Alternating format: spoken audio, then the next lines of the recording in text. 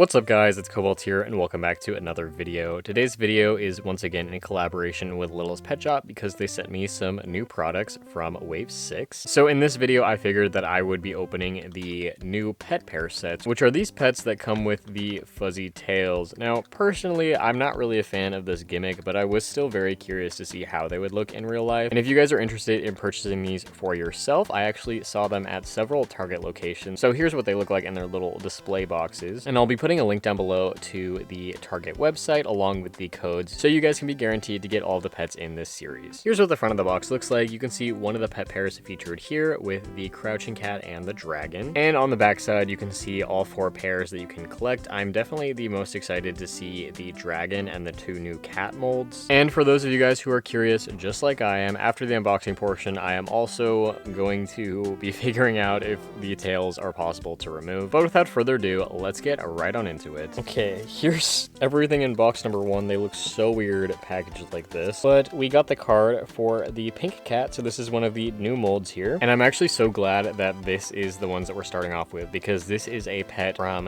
the G5 era that this new base is clearly based off of, and this is a pet that only ever appeared with a fluffy tail. Although these are a bit different than the fluffy tailed LPS, these have very long and bendable tails, but I just find it interesting that there's clearly a lot of inspiration taken from this specific Littlest Pet Shop right here. Okay, so here are the pets. Their tails are extremely long. I'm going to start off by talking about this dog here. So you can see right away there is a pretty clear seam on the tail and they can bend, so there's kind of like a thick wire in there. Like, the tails are cute, but in my opinion these are very clearly made more for kids and not for the actual LPS collectors, which is fine because of course, you know, Littlest Pet Shop is a brand of toys made for kids. But this is the first appearance of the mop dog coming back for G7, which is really cool because I've never actually owned one of these molds before, and I really do like her blue colors. I think that it's very pretty. What I find specifically interesting about this one is this is the tail of the base figure. So all of the other LPS have removed tails and then the wires coming out of there, but here the LPS still has its tail and then this tail is kind of coming out of its back. So whoever came up with this specific design, I just don't think realized that this part of the mold was already the tail. So this is going to be our victim for removing the tail at the end of the video, because I would love to just have her as a normal Littlest Pet Shop. Although you can see in the mold here, there's kind of this circle thing that the tail's coming out of. So I'm not really sure how I'm going to be doing that because it's very bendable up here, but then it's more stiff down here. So there's some sort of other plastic mechanism going on there. But here on the bottom, you can see these are 2026 molds. So of course they are remolds, but the quality looks pretty decent and the fur on the tail is very soft and the wire feels nice. And then here is our cat. So you can see that attachment a little bit better here. It's slightly different, but I just find that interesting. I am super excited about this base because I would love to use this for a custom. I really love the head shape, and I think the body shape doesn't look too bad, although the legs are a little bit thinner than I would like for a Littlest Pet Shop. But let's do a comparison to that mold that I just showed you guys earlier. So you can see it's definitely supposed to be this Littlest Pet Shop, but it is a remold, so it's got a smaller head, it's got thicker legs, and it's got a little bit of a rounder face to it. Here's kind of the side profile for both of them. So I think I prefer the way that this one's head looks, but I do prefer this one's body. Although the G5 LPS had a completely different bobble mechanism, which if you're a customizer makes it very difficult to head swap. But this has the normal G1/G2/G7 neck peg, so head swapping it for customs is going to be super easy, and I definitely intend to do that on a future project. So if you guys would like to see that in a video, definitely let me know. But I feel like this one's tail is so much longer than the dog's tail. I do kind of like bending them and curving them like that. I think that's fun. But I feel like one of the intended playing methods for them is to kind of like twist their tails together like this. But yeah, I would definitely love to hear from the different members of my audience, kids and collectors alike. What do you guys think of these? Like, is this something that you would be interested in like playing with or would have liked to play with as a child? Or would you just prefer a normal Littlest Pet Shop, or even one that just has the standard fuzzy tail like this? Because I would prefer the normal one above all else, but even this I think I would prefer over what we have here. But I do still think that their overall design designs are pretty cute. All right, for box number 2, we have the one with the fennec fox, who is number 489, friendliest exotic. This is the second use of the new fennec fox mold, so I have talked about the set that the original one comes with, and personally, again, not really a huge fan of her, but we'll have to see what she looks like in real life. All right, so here are both of the LPS for this set. We have the baby squirrel and the fennec fox. So this one's design is pretty much the same as the first one we got, although slightly different. She's got little black feet and then different eyes, which look very strange to me, I'm not gonna lie. Her tail has a lot of colors in it. It's got orange, green, and blue. So let's just kind of pose that there so she can actually stand up. And then the baby squirrel is pretty pastel, which is nice. I think people will enjoy that. And then it's got like a very cotton candy tail, I feel like, with this yellow and pink and blue. It definitely works, even though this is such a small base. The fluffy tail is pretty well suited for this one since the actual LPS mold does have a pretty large tail. But again, I just think that coming from the collector's point of view, more people would prefer the regular Littlest Pet Shop. And then my customizer brain is already thinking of ways that I could use these guys as well. But this is definitely my least favorite of the 4 sets. So now let's move on to the next one. And next up, we have this cat from the front of the box. So this is the set that also contains the dragon. This cat is number 488, friendliest and core. Oh my god. Okay, so this is officially the most yellow LPS of all time. The tail's kind of cool. It looks like fire. But then this is one of the pets from Cyber Pet City, so it has the white speckles and stuff. I say this a lot every time I unbox crouching cats. A lot of the times their eyes don't look very great to me. The printing looks very flat, and unfortunately this is one of the cases where I don't really love the way that she looks. But if I compare it to this pet from some of the blind boxes, I think this is just like a much prettier version of a similar design. The eyes are very round. She's got really cute eyelashes and this really nice pastel yellow, where this one is just, there's a lot here going on that I'm not a fan of personally. And you can also see kind of how the mold is a little bit different to compensate for this new wire tail. But the dragon is one that I have been anticipating the most. So up until this point, the only G7 dragons were the Comic-Con exclusive ones from a couple years ago, and now there's finally one that the average consumer can find. But of course it's got this big fluffy tail, and I think more people would just prefer the normal tail. So I guess you could figure out how to make one yourself. But here is the actual dragon, because I think that the design is actually very cute and I don't really mind the speckles. It also has metallic horns, which I never realized before, but I actually do really like the purple colors and stuff. The tail is just really, really strange, but I mean, this is a mythical creature, so I feel like this works a little bit better here, and it's definitely my favorite one out of all the pets that we've unboxed so far, both mold-wise and design-wise, and in a way where I feel like the tail gimmick kind of works. Like, I kind of see the vision, although again, I would prefer the normal Littlest Pet Shop here. And for the final pet pair, we get the card with the polar bear, which is number 491, happiest and rare. Okay, so here are 2 LPS. These ones' tails are like so sleek, it's reminding me of a troll or something. But here is the polar bear from the card. So I believe this is also the very first G7 polar bear, I want to say. So of course, not the normal mold, but I believe we will be seeing some normal polar bears later in this line. Underneath the fur here, you can see a little bit more of whatever is attaching these. So there's kind of like a plastic piece where the fabric is tied on, but then there's still this bendy wire that's somewhere in the tail itself. But here's the design. The head to body coloration of the 2 whites actually looks really great. And the very first wave of Littlest Pet Shop for G7, they were often very drastically 2 different colors, but I can see that there's actually been some effort put in here to make the colors more accurate to each other, which I think looks great. I really, really love this one's eyes as well. But another mold that I have been so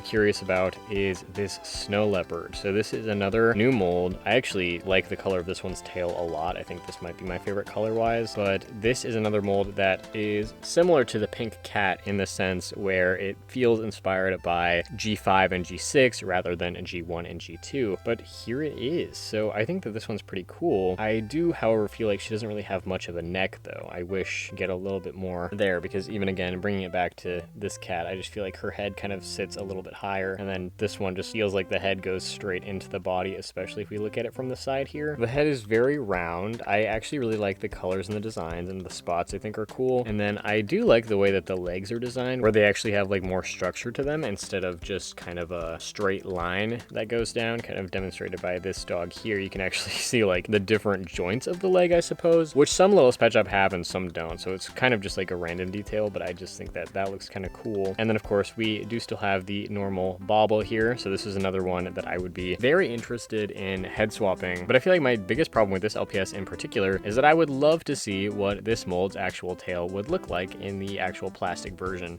So I hope that we will actually see a version of her in the future that doesn't have the tail. But now that I've unboxed everybody, I think it's pretty safe to say that these two are definitely my favorite from these pet pairs. But now let's figure out how to remove the tails in case anybody watching this is interested in doing that. All right, welcome to the lab, I suppose. So I've got my LPS, I've got some freshly boiled water, and then my scissors, which I'm gonna use to first cut off the tail. Because if you look closely, it looks like the fabric itself is just kind of attached with the string, but obviously there's some other sort of secret mechanism inside the tail that makes it bendy. But I'm just gonna cut that string and then just kind of pull it. There's another string threaded through this hole that I need to cut.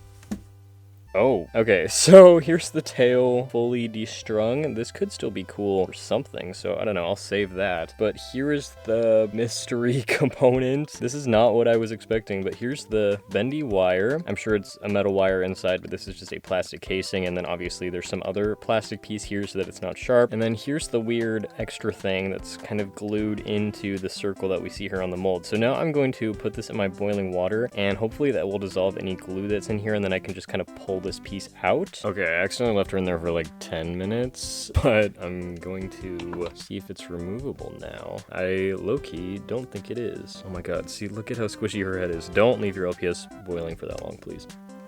Oh, okay, so I just broke it.